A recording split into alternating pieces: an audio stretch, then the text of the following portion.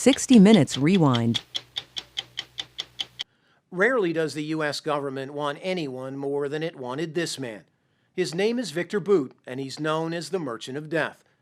U.S. government officials say Bout became the world's most notorious arms dealer by fueling civil wars around the world. Courted by drug lords and dictators, the U.S. saw him as a threat because of his ability to arm terrorists targeting the United States. A former Russian military officer, Bout has been protected by powerful friends and long considered untouchable by law enforcement. But 3 years ago, the DEA devised a bold undercover operation to capture him. This past week, they brought him to New York to face terrorism charges. Tonight, those at the heart of Operation Relentless, a sting that spanned 3 continents, tell the story behind it for the first time.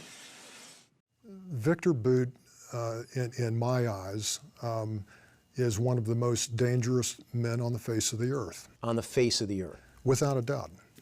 Mike Braun, the former chief of operations for the U.S. Drug Enforcement Administration, told us Bout first exploded on the scene in war-torn West Africa in the late 1980s. Elevating bloody conflicts from machetes and single-shot rifles to AK-47s, not by the thousands, but by the tens of thousands. So he weaponizes civil war in Africa. He transformed these young adolescent warriors into insidious, mindless, maniacally driven killing machines that operated with assembly line efficiencies. Now 43, Bout from the Soviet Republic of Tajikistan is a mystery man who reportedly served in the Soviet Air Force and intelligence service. The U.S. has indicted him on 4 terror-related charges, including conspiracy to kill Americans. What makes him a threat to the United States? He is a shadow facilitator. He's arming not only designated terrorist groups, insurgent groups, but he's also arming very powerful drug trafficking cartels around the globe. Taking advantage of Russian military contacts at the highest levels and the collapse of the Soviet Union, federal prosecutors allege Bout essentially became a one-stop shop, offering an unlimited supply of stockpiled Cold War weapons to bad guys around the world, including Charles Taylor of Liberia, who's now on trial for war crimes. According to the U.S. indictment, Bout had a unique selling point when it came to weapons trafficking: a fleet of cargo airplanes capable of transporting weapons and military equipment anytime, anywhere. More than 60 planes in all, his own private air force. Those Russian aircraft were built like flying dump trucks. He could move this stuff and drop it with pinpoint accuracy to any desert, to any jungle, to any other remote place in the world, right into the hands of what I refer to as the potpourri of global scum. By the late 1990s, Bout was a legend in the shadowy world of illicit arms dealing. So elusive that the only 2 pictures that surfaced of him back then were taken without Bout's knowledge by a Belgian photographer. Later, Bout became the inspiration behind the Nicolas Cage character in the movie Lord of War. I was an equal opportunity merchant of death. I supplied every army but the Salvation Army. U.S. Treasury documents reveal a Bout empire so sophisticated, so complex, hidden behind a thick curtain of front companies, that even the U.S. government unwittingly contracted with 2 of his companies to deliver supplies to U.S. troops in Iraq. Juan Zarate, Deputy National Security Advisor in the second Bush White House and a CBS News consultant, told us hiring Bout was a mistake. This was one of the grave complications for the United States. Viktor Bout's tentacles reached so far and so deep that he had access to planes that could provide services for the U.S. government. Zarate admitted the U.S. could do business with Bout, but it couldn't catch him. I had always thought of Viktor Bout as untouchable. And I also, frankly, didn't think that anyone could get to him. A challenge Zarate from the White House threw out at a meeting with Mike Braun and his DEA team. The DEA had just pulled off a string of extraordinarily successful captures of high-value terrorism targets around the world, like Afghan drug lords. DEA agents live for the hunt. Mike, no one had even gotten a sniff on this guy. Let me tell you something, Armin. When I'm sitting there next to Juan, and my guys are sitting across the table from him, the very best that our government's got to offer, And he tosses this out on the table, and I look him in the eyes, and they're looking back at me like, we'll do this. We can do this. But it was about a 5% chance in the back of my mind. And so, you know, I wished them well, and I went back to the White House. Mike Braun's thinking 95%, okay? 5 and 95 make 100. He was going down. He was in our crosshairs. The DEA supervisor put in charge of the hunt for Viktor Bout was Louis Milioni. We felt that we could create a scenario that would pull him in. The plan was to pull Bout out of Moscow with a huge arms deal he couldn't refuse. To do that, the DEA hired an undercover agent to contact a trusted associate of Bout's named Andrew Smulyan. The DEA operative said he had a big business deal for Bout. I'm thinking in terms of fishing here. It's almost like you've thrown the line in the water. There's a little bit of bait. This is a business proposition, and you're waiting to see if anything comes back with a nibble.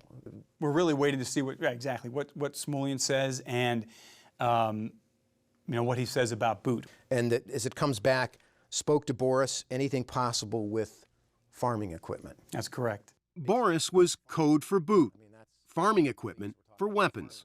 That exchange led to the island of Curacao, a few hundred miles off the coast of Colombia. It was here that Bout's buddy, Andrew Smulyan, would first meet the two DEA undercover operatives posing as officials in the Colombian rebel terrorist group known as the FARC. The two fake rebels, Eduardo and El Comandante, would say they want to buy millions of dollars worth of weapons to fight the Colombian army and the U.S. military pilots protecting them. Smulyan has to believe that Eduardo and El Comandante are real. Right, if Smulyan doesn't believe it, we're done, and we go home. The meeting is about to take place. What's your temperature like? Your heart rate is up a little bit, and your adrenaline's going a little bit, you have butterflies. Emotions that only escalated when at this hotel in Curacao, the fake rebels tell Smulyan, Bout's buddy, they want to spend $12 million on everything from sniper rifles to surface-to-air missiles. He bites off on it. In fact, he eats the whole thing whole. So it was very successful. So successful, Smulyan immediately flew to Moscow to present the deal to Boris, the man the DEA believes is Bout. 2 weeks later, in another meeting, this time in Copenhagen, Smulyan told the DEA operatives that his Russian business partner really liked the deal. And then he revealed who that man in Moscow really is. You know who this man is that we're getting the weapons from. This is Bout, B-O-U-T. He's wanted by the world. They call him the Merchant of Death. B-O-U-T. Yeah, he spelled it out for him. We marveled that Smulyan would do that, but it was just great evidence. The DEA was in the game, but Bout was still safe and secure in Russia and reluctant to leave. The DEA undercovers insisted they couldn't go to Moscow, but had to meet Bout to seal the deal. And Bout's going to know that that's how these deals are going to work. Comandante is not going to release these millions of dollars for these weapons to anybody until he at least shakes hands, talks, looks Bout in the eye, and then we can move on. That's how we countered, and Bout went for it. Next stop, Romania, just 3 days later. The play was to entice Bout to Bucharest, claiming that's where the money was stashed to pay for the weapons. Bout said he'd come, but then he had trouble getting a visa. The case stalled. After 10 days of waiting for Bout, the top DEA agent made a gutsy call to walk away. So you've been chasing this guy hard for 2 months. You're almost got him. And you got to make the decision to step away from the table. If we were real, we wouldn't stay there forever. We're going to now step away and say, look, we need to take care of some other things, but it's time for us to leave. The story will continue after this. Over the next 2 weeks, Milioni came up with a new plan to reel Bout in. The phony rebels told Bout they would be in Bangkok soon. Asked if he could get there. Bout agreed. The morning Bout arrived in Bangkok, the DEA and Thai police had gathered downtown, waiting for word from cops at the airport that the Merchant of Death had landed. They call us in the room and they tell us that he's here. What was the moment like there? It was just unbelievable because we knew at that point, you know, you're kind of like holding on as you climb up the mountain at different points in the investigation. This was one where at that point I believed, and the other investigators believed, not only are we in the game, he shows up at this meeting, we've got him. He's going to be arrested. Bout drove to this hotel and met the two fake arms buyers in a conference room on the 27th floor. Here, the DEA's undercover team told Bout they want his weapons to kill Americans. The Comandante and Eduardo make it very clear. He said, we're fighting against the United States. Bout responds and says, look, they're after me too. He said, but we are together in this. They are my enemy also. Eduardo and Comandante talk about how they want sniper sights for the rifles that they have so that they could, quote, start blowing the heads off American pilots.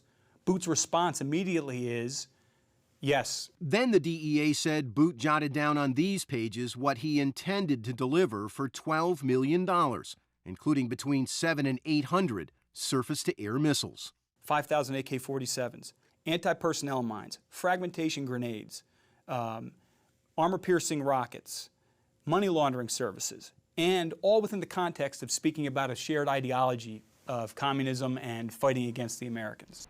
After 2 hours, one of the DEA undercovers made a call, a signal it was time to move in. Within minutes, the Thai police and DEA agents burst into the room. We see Bout across the far end of like a boardroom type table, standing up with his hands inside his briefcase. And they give him the command to put his hands up. And he hesitates. And they immediately focused in with their weapons and gave him the command again. Are you thinking we've come all this way to see Viktor Bout shot by a Thai policeman? The thought did cross my mind that something really bad is going to happen to him right here. But then he complied. It turned out there was no weapon in the briefcase. The disarming of Viktor Bout was now officially complete. The Thais cuff him. He's taken into custody. Smolian's taken into custody. Does Bout say anything? The game is over, or something like that. The game is over. Right. But then a new game began.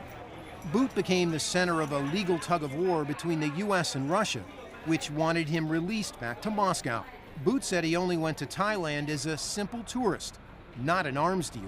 Bout and the Russians managed to delay his extradition to America for more than 2.5 years. But last Tuesday, after a sting that played out on 3 continents, the DEA finally got their man. They flew him to New York, where he pled not guilty to charges including conspiracy to kill Americans. When Bout rode under tight security in a convoy to jail in Manhattan, riding right along with him was Louis Milioni. This is the Lord of War, the Merchant of Death. Right. And you've got him in your hands. Right, he's in custody. It's a great feeling. It's an absolutely great feeling.